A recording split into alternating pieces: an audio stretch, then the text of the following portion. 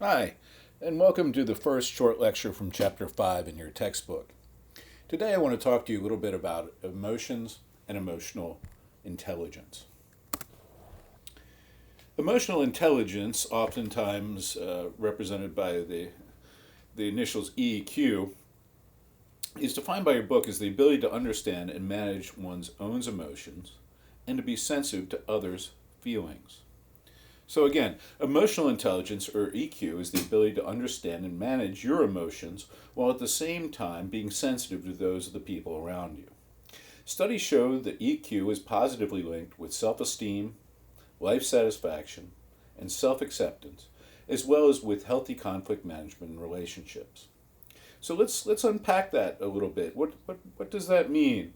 Well, what it means is that if you understand and are able to handle your own emotions, and if you're really keyed into the emotions of others, then chances are that you likely have good self esteem, you think well of yourself, you're pretty satisfied with your life and who you are, and you also have the ability to deal with other people, particularly when it comes to conflict and long term relationships. Because of all this, emotional intelligence is increasingly important in personnel selection with large corporations. Many hiring managers at Fortune 500 companies now give EQ tests as part of the hiring process to find out what kind of emotional intelligence their employees possess. If you're interested in checking out one of these tests, you're welcome to click the link here and take one. So, of course, all this begs a rather fundamental question, which is, what are emotions?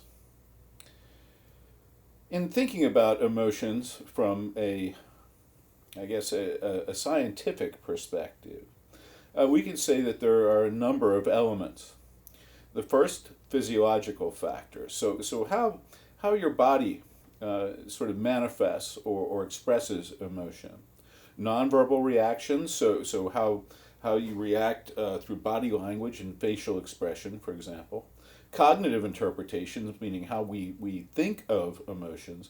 And then finally, verbal expression, or the way that we talk about emotions.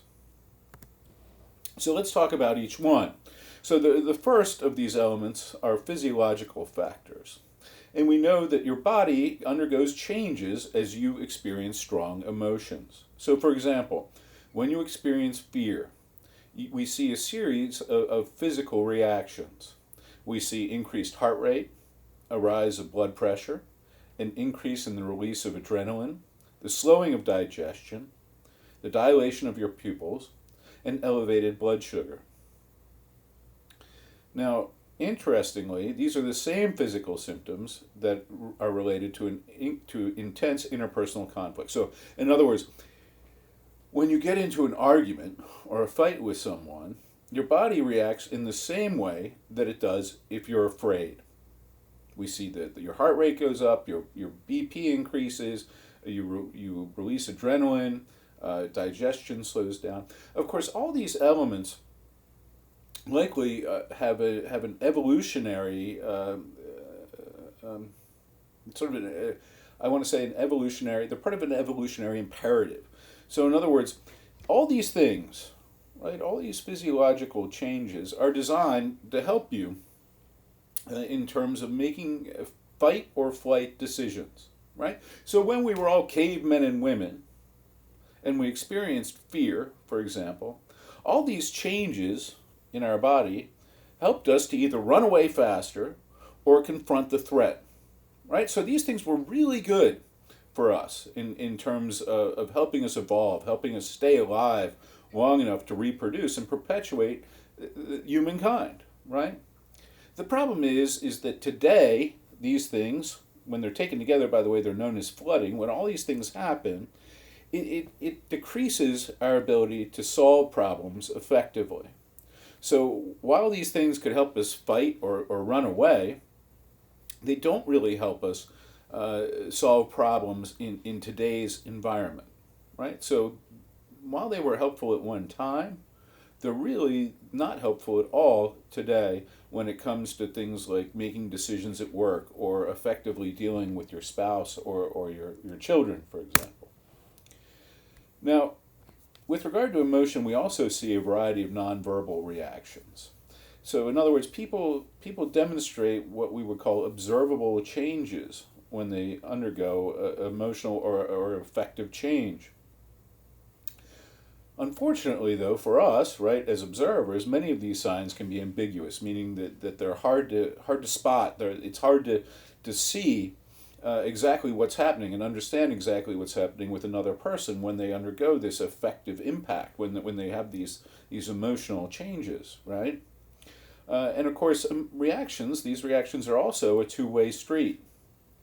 We know that emotions can cause us to react nonverbally, and we also know that our nonverbal reactions can cause emotions. So I want to restate this because these are important points. So again, emotions can cause reactions. We know that if you're sad, maybe you'll frown, right? Or if you're angry, maybe you'll grimace. But what a lot of people don't realize is that these reactions, these nonverbal reactions, can also cause emotions. We know, for example, that if you go out and in private, sit down and smile for 5 to 10 minutes, just sit and grin like an idiot by yourself, right? That it can actually change your mood. It actually makes you happier, right? We also know that verbalizing emotion can lead to nonverbal reactions. So, I mean, simply talking about how you feel can change how you react to feelings. So, for example, in a study where we asked people to talk about something that made them proud, we noticed that they stood taller. Their posture actually changed. So when people talked about something that made them proud or a moment in their life that they were proud of, they stood up taller. We also know that when we asked them to talk about an event in their life that was disappointing, that they slumped over. And these were very noticeable physical changes, right, in their body language that were directly related to the things that they were talking about, to the emotions that they were discussing. Now, when it comes to emotion, we also see the cognitive interpretation, the way we think about emotion, really impacts the way that we experience those emotions.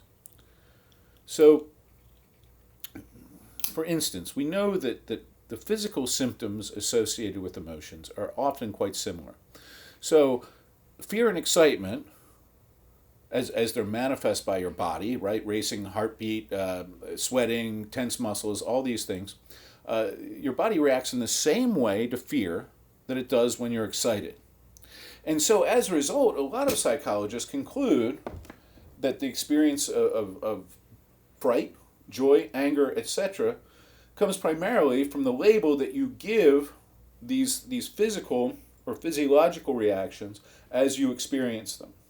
So in other words, to your body, being afraid and being excited are the same thing. The only difference between fear and excitement, then, is how you think of these things, right?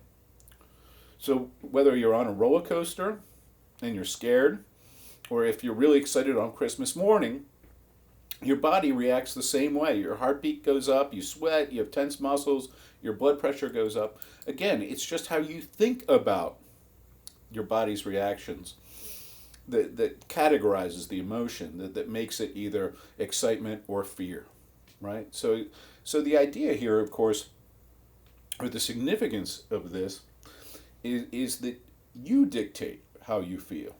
You get to choose whether or not you're afraid or excited.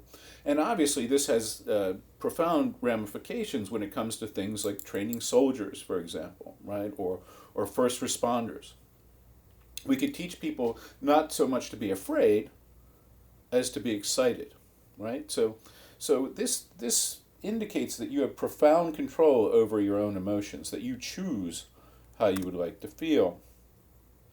Related to this is the concept of reappraisal. This is where you experience an emotionally charged event, usually a negative one, and then you purposely rethink it in order to alter the event's emotional impact. So I mean, another way of thinking of this is making lemonade when your life gives you lemons, right? You're presented with perhaps a tragedy, right? Or presented with something that's very difficult to deal with in your life. And we can think about these things in two ways. We can either look at it like, oh man, all this bad stuff has happened to me.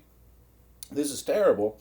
Or we can look at it and say, well, a lot of bad stuff happened to me, but look how great things are now, and this is an opportunity to reinvent myself, or what have you, right? I mean, it gives you an opportunity to reframe perhaps bad things that have happened to you in the past. And so we know that reappraisal is vastly superior to just suppressing your feelings. If you've been through something bad, it's much better to look at it and try and think of it in new ways, right, using cognitive complexity, to think of it in new ways than it is just to push those feelings down and not to think about them or talk about them at all. As an example, we know that couples who can step back from their fights and think about them from a neutral perspective instead of, as being still angry about it, right, from a neutral perspective, had higher levels of relational satisfaction. So that's an example of how reappraisal or rethinking a fight, for example, might help your relationship in the long run. Finally, we also know that verbal expression, talking about your emotions, can help you manage them more effectively. There are a whole bunch of negative mental and physiological effects associated with leaving emotions unspoken. We know that people who don't talk about their emotions oftentimes experience all kinds of bad things like social isolation, bad relationships, anxiety, depression, misdirected aggression, etc. We also know that when it comes to parenting, when you're dealing with your kids, that emotion coaching, in other words, encouraging your children to talk about their emotions and helping them understand those emotions, is vastly more productive than dismissing their emotions. So if your child comes to you and is upset about something, it's much better to sit back and discuss with them why they're upset and to help them reappraise their emotions, to rethink their emotions, is vastly preferable, excuse me, to telling them, oh, don't worry about it. Don't be upset about that. It's silly to be upset about that, right? Because when we minimize or dismiss our children's emotions, we find that they have a much higher risk of behavioral problems, right? They're much more likely to have problems at school and interact negatively with other children. So then we're back to this question, right? Like, what are emotions? And the truth is there's fairly little agreement. We know that there's considerable cultural impact on emotion, right? Indeed, in some cultures they have emotions, or some emotions play a greater role than they do in the United States. So an example would be shame, right? In collectivist countries or cultures like China, for example, where the group is far more important than the individuals, we see that shame is much more important and much more prevalent than it is in the United States. And that makes sense, because shame is really about the group. If someone shames you, right, it's really about how you relate to other people, right? The idea is that other people are frowning on your actions, and so therefore it's a collectivist kind of emotion. Indeed, there are some emotions in cultures or descriptions of emotions in other cultures that we don't even have in the United States. So, for example, in German, they talk about taking pleasure in other people's misfortune. So something bad happens to another person, we take pleasure in it. This is known as Schadenfreude. An example of this is if someone trips, maybe we laugh at them, right? We use the German word for taking pleasure in other people's misfortune simply because we don't have a word for it in English. So, again, some emotions play bigger roles in different cultures. Some cultures have words for emotions that we don't even have. But nevertheless, most researchers seem to agree that there are some base emotions that we all share. So anger, joy, fear, and sadness are kind of universal in terms of the human experience, regardless of the culture that you're in. All right, so that's it for today. And next time I'm going to talk to you a little bit more about influences on emotional expression. Thanks for checking out this short lecture.